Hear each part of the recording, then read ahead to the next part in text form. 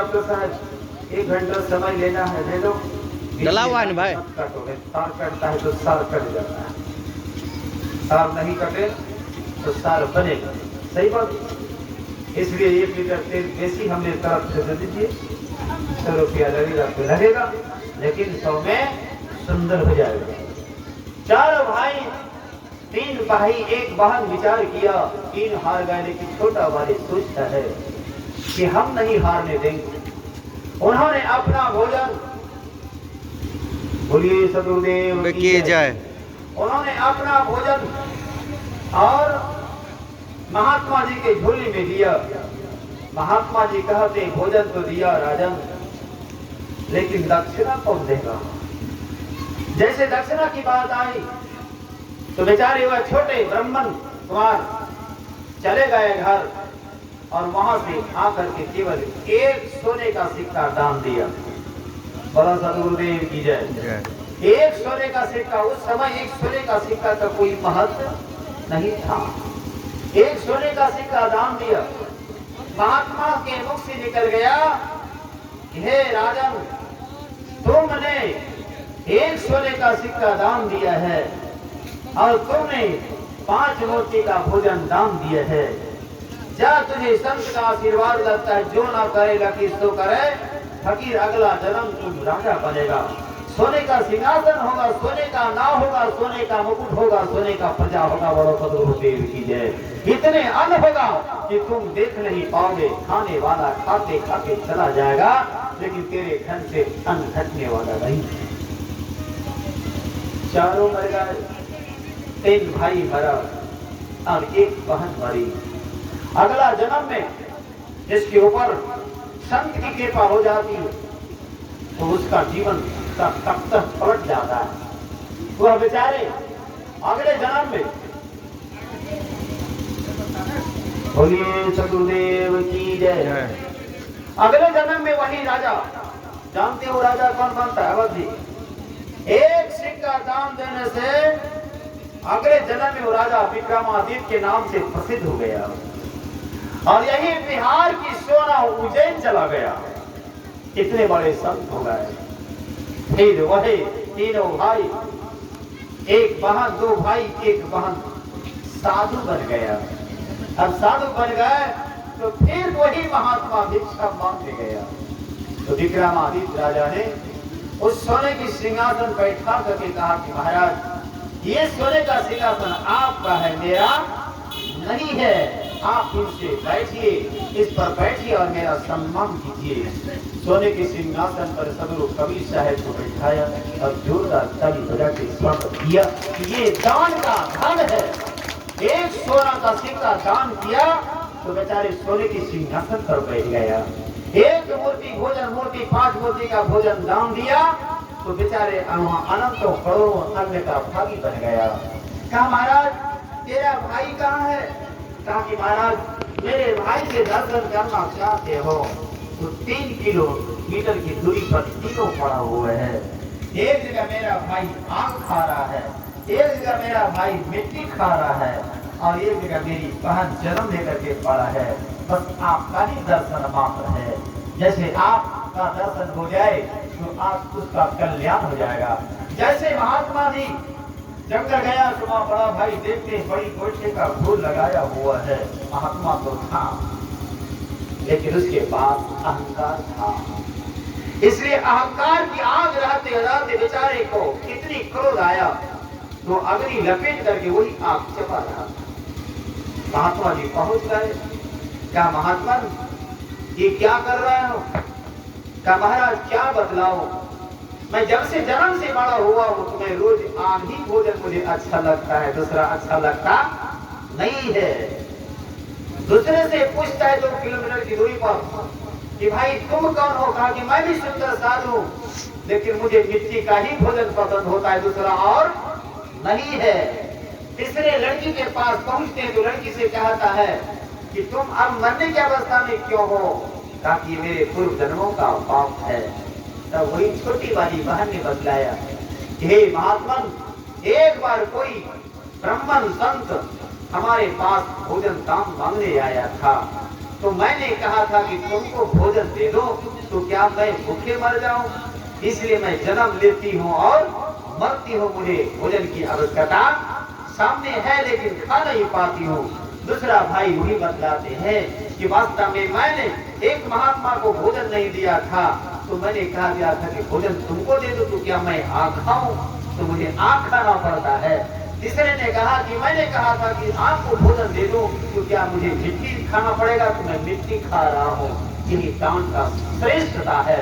इसलिए सब लोग कवि शायद कहते हैं कि जिंदगी में खुशहाल जिंदगी जीना चाहते हो, जिंदगी में आनंद देना चाहते हो, जिंदगी की गंदगी हटाना चाहते हो, तो जीवन के कमाई का 10वां अंश गुरु को दान दे दो, ताकि वह गुरु का दिया हुआ दान आपका दान सम्मान में लग जाए। और जहाँ दान सम्मान में लग जाता है, जैसे प्रभु श्री राम गुरु वशिष्ठ ने मांगा कि हे राम, आज मैं आपसे कुछ मांगने आया हूं, मात्र 12 वर्ष की अवस्था हूं। राम लक्ष्मण भरत शत्रुघ्न सब तो कहते हैं हे गुरुदेव, आप हमसे और इस बच्चे से क्या दान मांगना चाहते हैं? मैं आपको क्या दे सकता हूं? तो कहते हैं गुरु वशिष्ठ कि पहले तुम बतला दो कि तुम दोगे, तब मैं कहूंगा, नहीं तो नहीं कहूंगा। गुरु वशिष्ठ की आज्ञा मान करके राम ने कहा कि हे गुरुदेव, आज्ञा कीजिए कि मैं आपको क्या दान दे सकता हूं। कहा कि हे राम, तुम्हारा नाम लेकर के लोग संसार से छोड़कर के मुक्ति को प्राप्त करता है, इसलिए तुम्हारे नाम में वह शक्ति है, तुम्हारे नाम की वह पहचान है, इसलिए तुम एक ही दान दे दो तो तुम पुरुषोत्तम बन जाओगे। कहा भगवान क्या दे दो? एक मर्यादा। राम से गुरु वशिष्ठ ने मर्यादा मांगा, और जब राम के अंदर में मर्यादा आ गए तो क्या हो गया? मर्यादा पुरुषोत्तम राम हो गया। ऐसे राम का भी ताली बजा के स्वागत कीजिए कि जिसके घर में पुत्र माता पिता के अंदर मर्यादा में रहता हो, जिसके घर में माता पिता के अंदर में पुत्र मर्यादा के साथ रहता हो, तो समझ लेना उस घर में राम का दूसरा अवतार राम है। भरत पूछता कि मुझसे भी मांगेंगे क्या? गुरु वशिष्ठ कहते हैं आपको भी देना पड़ेगा। तो उन्होंने कहा, कबीर की वाणी है, याद है कि माता मरे तो एक फल, पिता मरे फल 4, भाई मरे तो हानि है, कहत कबीर विचार। कहे भरत, तुम्हारे घर में परमात्मा शब्द का नाम है, और तुम संसार में जब तेरे ऊपर ऐसी विपत्ति आएगी, तुम भी मर्यादा से घिरे जाओगे, तो तुम्हारे घर में ही सत्संग होगा। इसलिए हे भरत, अगर तू देना चाहता है तो अपने भाव का दान दे दे कि तुम्हारे अंदर में भाई का भाव कभी समाप्त नहीं हो। जिसके अंदर में भाई भाई में प्रेम नहीं हो, भाई के प्रति स्नेह नहीं हो, तो समझ लेना अगले जन्म का दोनों दुश्मन है, केवल एक माँ के गर्भ से जन्म लिया है।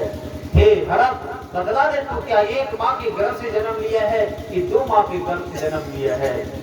भरत ने कह दिया कि हे गुरुदेव, माँ तो माँ होती है, माँ तो एक ही होती है, माँ 2 होती नहीं है। इसलिए कभी कभी ऐसी माँ जिसके घर में हो, उसका भी स्वागत कीजिए कि वह सबके घर में ऐसी माँ हो, ताकि वह ममता से भरा हुआ हो, उसके घर से, उसके गर्भ से कोई भरत राम पैदा हो।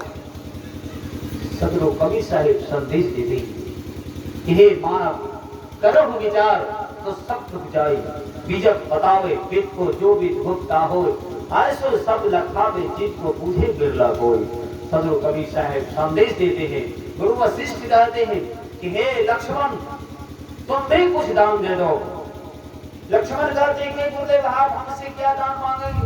मेरे पास तो कुछ नहीं है, बारिश होने वाली, इसलिए बारिश होने वाली है तो बारिश का भी ताली बजा के स्वागत कीजिए। एक यहाँ ज्ञान की बारिश है और वह एक प्राकृतिक की बारिश है, दोनों तत्व मिल जाता है तो 5 तत्व का पुतला मानुष हरिया नाम जो 5 तत्व से बना हुआ ये मानव शरीर है और ये शरीर आपको तोहफा मिला है, गिफ्ट मिला है, कबूल कीजिए। ये शरीर एक भग जो वाहन है, ये शरीर भग है और वाहन चेतन आत्मा है, ये भगवान के ही शरीर में है।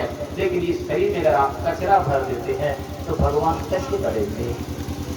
इस शरीर में शराब बना देते हैं, शराबी बना देते हैं, तो फिर आप शराब नहीं भगवान पीता है। एक आदमी ने कहा, बाबा आप बोलते हैं पति व्रत धर्म अच्छा होता है, लेकिन मेरा पति भी रोज शराबे पी करके आता है, तो हम क्या करें? उसको देवता माने कि क्या माने?